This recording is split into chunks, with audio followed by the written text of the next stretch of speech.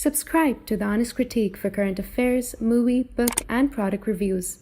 Also, make sure you press the bell icon to get notified whenever we upload a new video. The views, information, or opinions expressed during the video series are solely those of the individuals and do not necessarily represent those of The Honest Critique and its employees.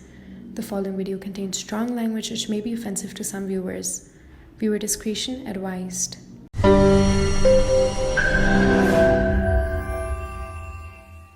Hello and welcome to a very special episode we're recording about the crisis that's unfolding in Pakistan. The Pakistan National Assembly today approved a resolution against the Supreme Court of the country over the release of former Prime Minister Imran Khan. Meanwhile, Khan's wife, Bushra Bibi, was granted bail till May 23rd by a Pakistan court in a draft case. Khan had returned to Lahore home on Saturday after having locked himself in Islamabad High Court premises for hours for the fear of rearrest despite being granted bail on Friday. To discuss Imran Khan's arrest, the subsequent events that unfolded in Pakistan, we have with us Dr. Christine Fair. Dr. Fair is an associate professor in the Security Studies program with the Edmund A. Walsh School of Foreign Service at Georgetown University. Ma'am, thank you so much for taking your time and speaking to us. I wanted to go ahead and ask you actually about what we have seen today of the protest that's been unfolding actually from the opposition actually to keep Imran Khan in prison. I wanted to understand a little bit about this conflict between the judiciary and the legislative at this point of time, and when will the army actually rein in to actually stabilize the situation, or will they actually rein in?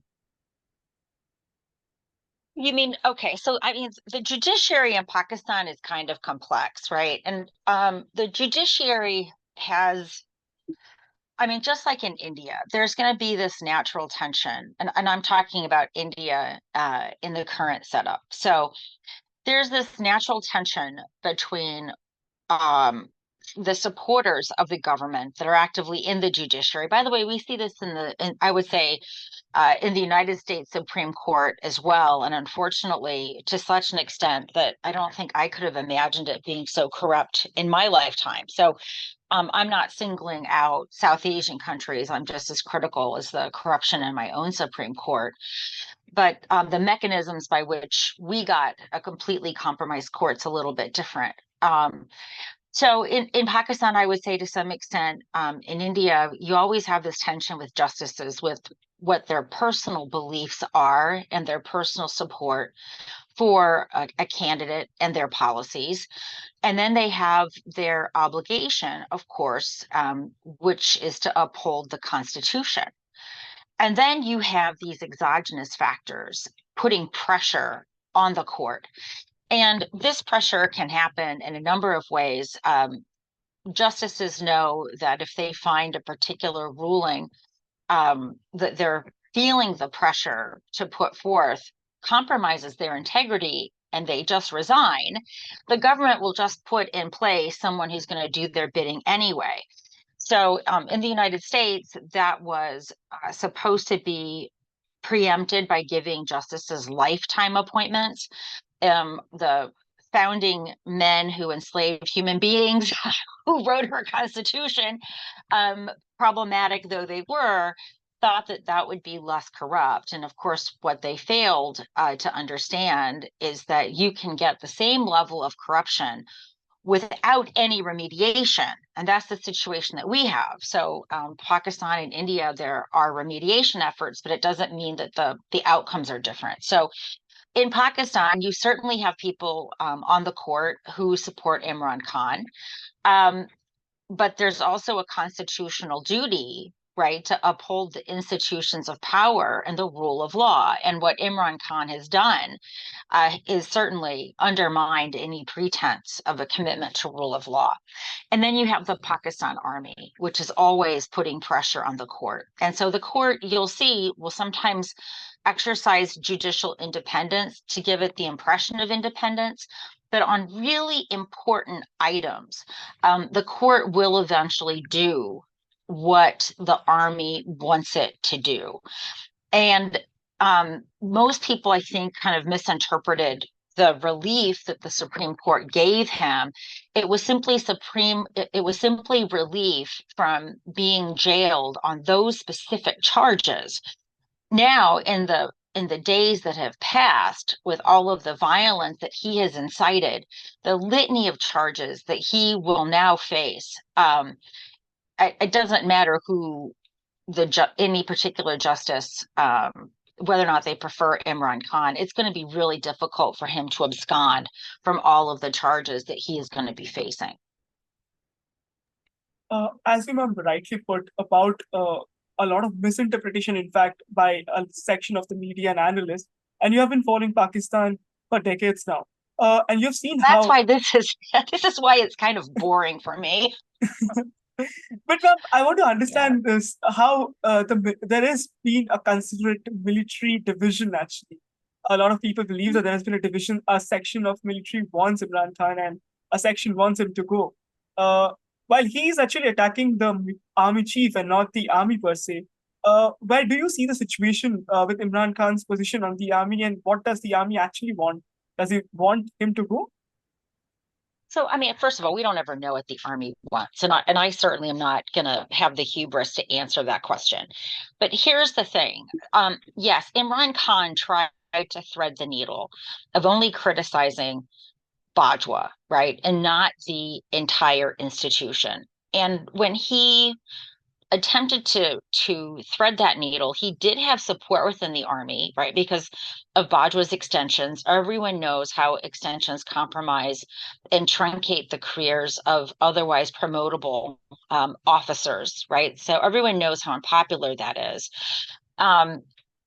There were also other schisms in the army because of Bajwa's alleged connections to Ahmadis.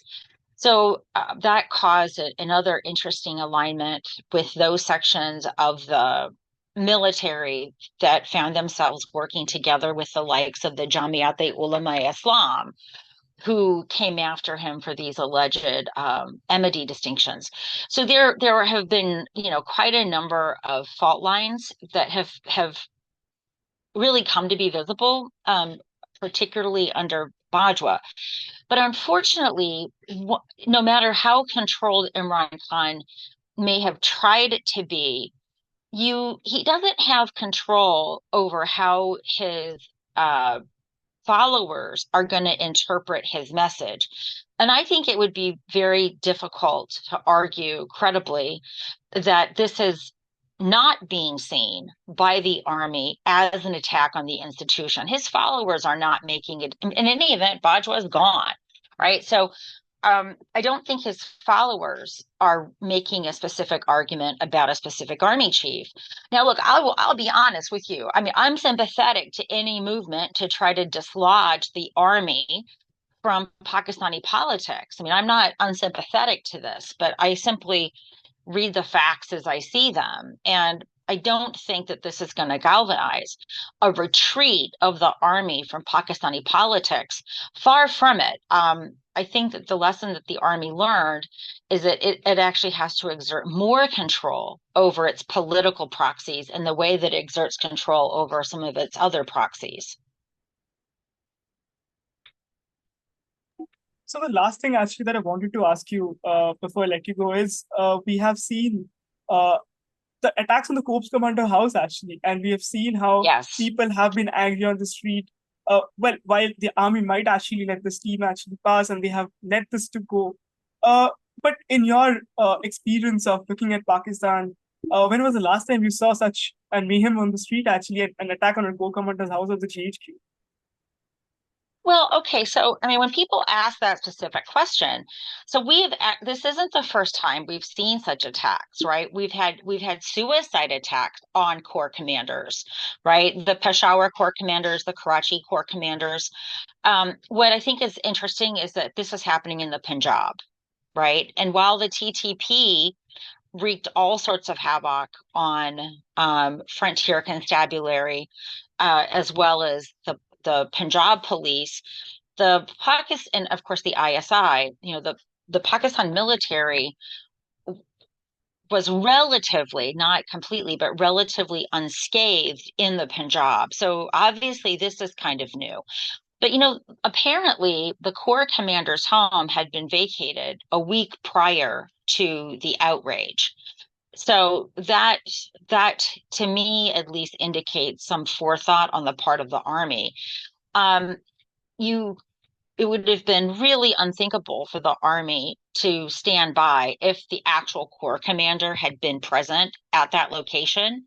And so this tells me that the army is, look, the one thing I'll tell you about, I hashtag always bet on the Fulge, because they're the ones that have the F-16s. Thanks, Trump. Or excuse me, thanks, Obama. Thanks, President Bush. And they're the ones that have the tanks, and they're the ones that ultimately have the hegemonic use of force. So I think the army is not as is not completely caught unawares of all of these developments. But as you say, this is, I mean, this this is a different kind of violence in some way. But the idea that an attack on a Army Corps commander, that's not, we've seen that before. And we've also seen a lot of anger towards the Pakistan military. People act as if this is the first time people are angry at the military. That's absolutely not true. People forget because it's been a while now. It's been a while, right? Back in 2007, 2008, Musharraf had created such distrust and contempt among Pakistanis. People were calling him and those in uniform that they found a Razakar, right, which is a term that has a particular opprobrium dating back to the 71 war. And at one point, Musharraf told army personnel to not wear their vardi, their uniform, out in public because they were being harassed. And one of the things that Kayani did when he became the army chief was to roll back many of the things that Musharraf did that was so offensive. So I don't so for people who haven't been watching the army for so long, it's easy to get whipped up into a frenzy. Oh, the army's end is near. But I also remember youngsters in 2007, 2008 saying the same thing about these develops around Musharraf. And what we see is that the army is an incredibly resilient organization, and it will do what it needs to do to survive. And I'm afraid, and afraid is not the right word because I'm not afraid. It's my assessment that Imran Khan has passed a Rubicon, right? Had he simply went to jail, that's part of the whole Falj Samjhota sausage process, right? You get your comeuppance. We're going to have a discussion, admi, admi, and we're going to figure this out. And then you get to be prime minister again, but you're going to have to make certain concessions. You're going to have to stop these shenanigans. I mean, essentially, it's the riot act that the army gave Benazir Bhutto right after Zia was killed. But he didn't want to play by the process of the army Samjhota sausage maker, and instead he's unleashed this kind of violence. I think it's going to be really difficult for him to live in Pakistan when all of this comes out, right? Because the kinds of conspiracy charges, treason charges that he is going to be facing, the army is going to make it difficult for him to live in Pakistan. And the more of this rampaging he does, I think he actually undermines his support rather than shores it up over the long term. And does he have any kind of foreign support? Like you are in US, and we have seen how much US has actually helped Pakistan come out of the crisis multiple times, and now we see a deep crisis that Pakistan is. So will the US or the Chinese actually come in some position to actually stabilize? So here's what I do recall. In 2007, 2008, Pakistan was in such a political crisis that both the United States and the United Kingdom came in to intervene. Now, the circumstances then were quite different. Both the United States and the United Kingdom thought Musharraf was essential. I was at the time then, just as I am now, I was the outlier. Musharraf is not essential. He's a check that's been cashed 3 times, and he's unreliable. But the opinion, I just want to make it clear that I did not support that assessment. But the Americans and the Brits thought that Musharraf was absolutely essential, but they understood that he was politically unpalatable.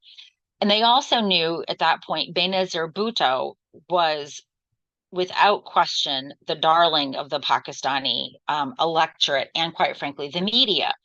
So the UK and the US brokered a deal. And that deal was going to be that he was going to step down as army chief. And indeed, he did do that.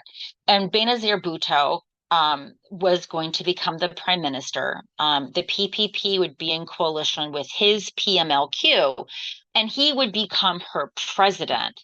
Right. So that, and of course, her assassination threw all of that into disarray.